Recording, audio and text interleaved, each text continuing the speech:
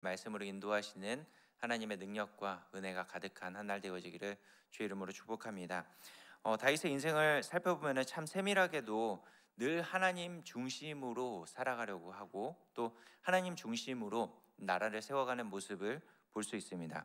오늘 본문은 22절까지만 읽었는데 27장 전체의 말씀을 살펴보면서 우리가 하나님의 은혜를 나누기 원합니다. 앞서 이 다윗이 행했던 모든 일들을 보면은 종교적인 이 조직들을 개편해 나가는 모습들을 살펴봤습니다. 오늘 27장에서는 국가의 행정 조직 또 군대 조직을 조직해 나가는 그런 모습을 보여주고 있죠. 다윗은 하나님을 섬기는 신실한 주의 종이었기 때문에 늘 하나님을 섬기는 것을 앞서 행했기 때문에 이 종교 조직을 세워 나가는 일을 먼저 했고 이제 후에 행정과 군대 조직을 세워가는 모습을 볼 수 있죠. 이 일은 사실은 이스라엘의 왕으로 세워진 다윗에게는 당연한 일이었습니다. 왕이기 때문에 나라를 잘 세워 나가는 것은 왕의 직무이자 책무이죠. 그렇기 때문에 이 나라를 잘 세워가려고 하는 그 마음이 있었던 다윗 또한 이 행정 조직과 군사 조직을 잘 세워 나감을 통하여서 나라가 부강해지고 나라가 강해지길 원하는 모습이 드러나져 있습니다. 그러나 중요한 건 이스라엘은 여타 이방 나라들과 다른 극명한 차이가 있죠. 이스라엘의 나라는 신정 국가입니다. 하나님의 손에 의해서 발생되어지고 하나님께서 그 나라를 지켜주시며 그 나라를 존재하고 유지되어지게 만들어 주시는 신정 국가라는 것이죠. 그렇기 때문에 이스라엘의 왕인 다윗은 하나님을 잘 섬길 수 있도록 만들어 줄 뿐만 아니라 더 나아가 이 행정 조직과 군대 조직을 해 나가는 것조차도 하나님의 말씀에 근거해서 나아가고 있는 모습을 볼 수 있습니다. 오늘 1절에서 15절까지 말씀은 군대 조직을 세워가는 모습을 볼 수 있습니다. 우리가 이미 11장, 12장 말씀을 통해서 군인들의 이름이 나오고 있는 것들을 살펴보았습니다. 11장, 12장에 나오는 이 군인들은 상비군이라고 이야기할 수 있을 것이고요. 오늘 본문에 나오는 이 군대 조직하는 모습을 보면은 12반차를 나누어서 매달 2만 4천 명씩 교대 근무를 하고 있는 모습을 볼 수 있습니다.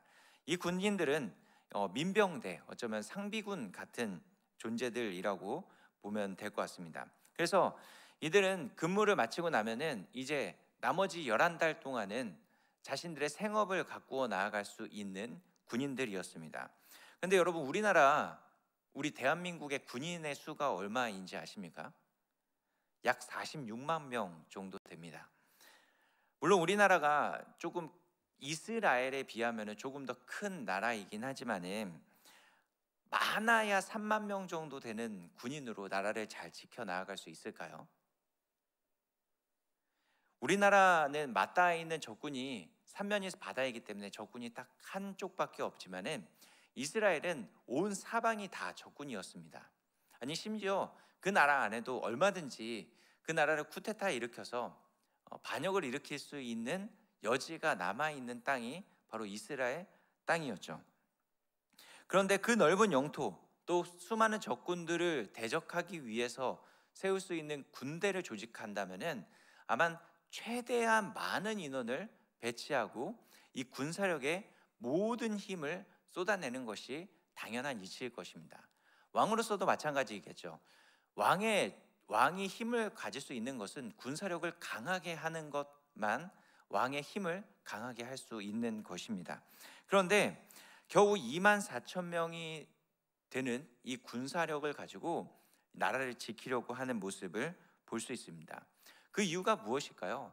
다윗은 군사력을 세워나가는 데 있어서도 굉장히 현명하고 또 지혜롭고 더 나아가 하나님의 말씀에 근거한 모습을 보여주고 있다라는 것입니다. 신명기 17장에 보면 왕의 규례에 이렇게 나와 있습니다. 그는 병마를 많이 두지 말 것이며 병마를 많이 얻으려고 그 백성을 애굽으로 돌아가게 하지 말 것이니 라고 이야기합니다. 병마를 많이 두지 말라라고 하는 것은 최신 무기를 기대하거나 군사력에 그의 힘을 기대하지 말라라는 것이죠. 왜 이렇게 말씀하고 있을까요? 시편 33편 16절 말씀에 많은 군대로 구원 얻은 왕이 없으며 용사가 힘이 세어도 스스로 구원하지 못하는도다 라고 말씀하고 있습니다. 많은 군대와 용사가 힘이 있어도 구원이 그것을 통해서 오는 것이 아니라는 것을 하나님께서 말씀해 주고 있기 때문이죠. 이스라엘은 하나님의 손에 의해서 흥망성쇠가 결정되어지는 것이지 그들의 군사력, 그들의 힘을 통해서 그들의 그 나라가 유지되어지는 것이 아니라는 것입니다. 이스라엘을 지키시고 인도하시는 분은 오직 하나님이라는 것을 다윗은 알고 믿었기 때문에 군대 조직을 최소한으로만 만들어내고 있는 모습을 보여주고 있는 것이죠. 어쩌면 다윗이 보여주고 있는 이 믿음을 오늘날 우리에게도 참 필요한 영역인 것 같습니다. 오늘날 우리가 살아가는 이 사회는 수많은 사람들이 불안에 휩싸여서 살아가고 있는 시대입니다. 앞날에 대한 불안과 개인적인 삶에 대한 불안, 이 불안이 내면의 기본적인 기질이 되어져 버린 시대이죠. 그래서 이 불안을 잠재우거나 사라지게 하기 위해서 여러 가지 노력들을 하고 여러 가지를 붙잡으려고 한다라는 것입니다. 앞날에 대한 불안을 잠재우고자 돈과 권력을 붙잡으려고 수많은 사람들이 집착하게 되고, 개인적인 삶의 불안을 줄이기 위해서 사람에게 집착하거나 아니면 이 불안에 휩싸여서 우울하거나 불안의 그 기질들을 그대로 보여주고 있는 모습을 보여주게 되는 것이죠. 그런데 이러한 모습이 신앙 안에서도 보여주고 있다는 것입니다. 우리가 구원을 얻는 것은 오직 예수 그리스도를 믿는 믿음으로만 가능한데, 이 믿음 더하기 내가 여전히 구원받았을까? 이 구원에 대한 불안함 때문에 여전히 또 다른 열심, 또 다른 자기의 노력을 통해서 구원을 얻으려고 하는 그런 모습을 보여주고 있다는 것입니다. 그래서 이 열심을 내는 그 모습을 통해서 무엇인가 집착하게 만드는 그런 자리로 가게 된다는 것이죠. 내가 아니면 안 된다. 내가 섬기는 자리에서 나만 있어야 된다. 나 아니면은 이 교회 절대 유지되어질 수 없다라는 식의 그런 헛된 집착의 모습을 보여주고 있다는 것이죠.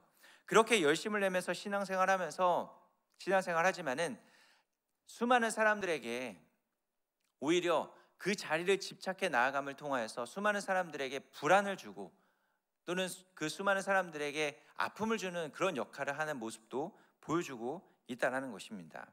그래서 본인만 열심히 하는데 타인을 비교하기 시작하기도 하고 판단하기도 한다는 것이죠. 그래서 섬김의 자리에 대한 집착이 결국은 판단 기준이 되어서 왜 이 사람은 이렇게 하지 못하지? 왜 저 사람은 이런 직분을 갖고 있는데 왜 이만큼 하지 못하지? 라면서 교회 하나됨을 이루어가는 것이 아니라 자꾸 분열시키고 자신의 불안 때문에 이 교회를 힘들게 만드는 그런 역할을 하는 사람들도 있다는 것이죠. 여러분, 우리의 구원은 우리의 열심을 통해서 이루어지는 것이 아니라 오직 예수 그리스도를 통해서만 이루어진다는 것입니다. 예수 그리스도를 믿는 그 믿음을 통해서만 우리는 구원을 얻게 된다는 것이죠.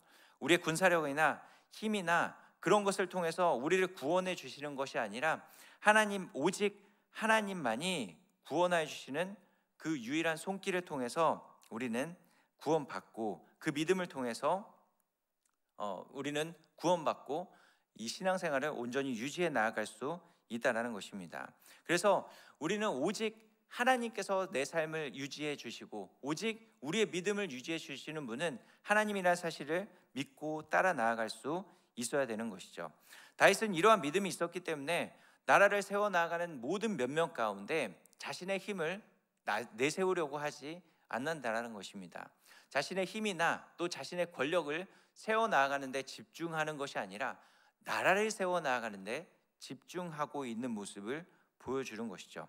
그래서 16절에서 24절까지 말씀 보면 지방 행정관들의 명단이 나오고 25절에서 31절까지는 왕의 재산을 맡은 자들, 그리고 32절에서 43절까지 말씀 보면 왕의 모사들, 또 자문 역할을 감당했던 자들의 모습을 보여주게 됩니다. 다윗은 이스라엘의 역대 왕들 중에서 정말 지혜가 뛰어나고 또 힘으로 없는 굉장히 많은 힘을 갖고 있었던 사람입니다.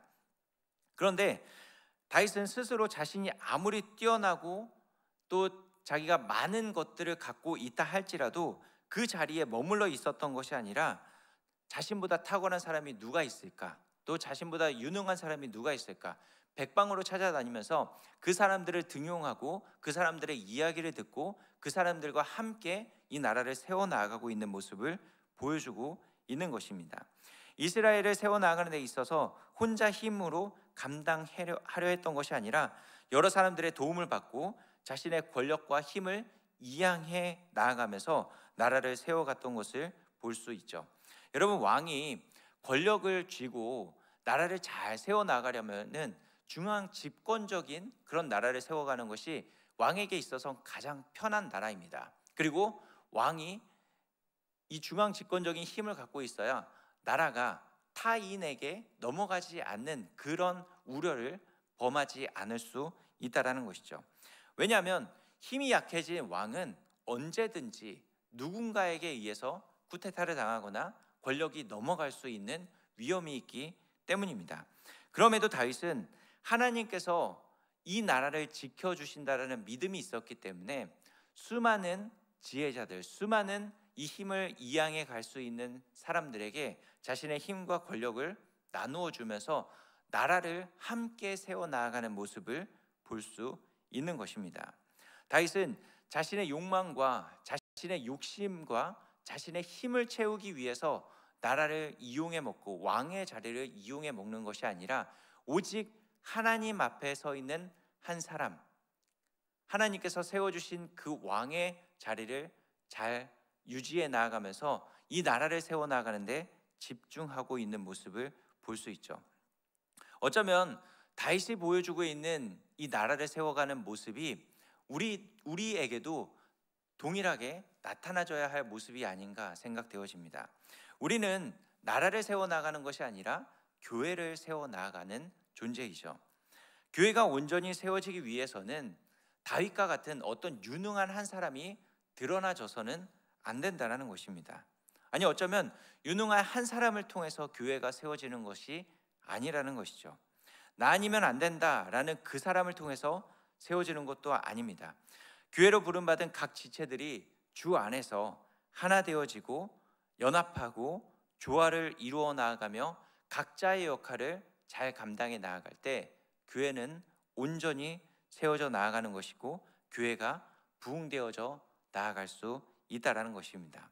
그렇기 때문에 교회로 부름받은 우리 한 사람 한 사람이 우리 각자의 역할을 잘 감당해 나아가고, 더 나아가 나만 잘 감당해서는 안 되고 내 옆에 있는, 내 주변에 있는 사람들이 그 일들을 잘 감당하고 있는지 서로 돌보아주고 서로 함께 중보해주며 함께 나아가는 그 연합의 모습들이 나타나질 때 우리 교회가 온전히 세워져 나아가며 하나님의 손에 귀하게 쓰임받을 수 있게 되어진다는 것입니다.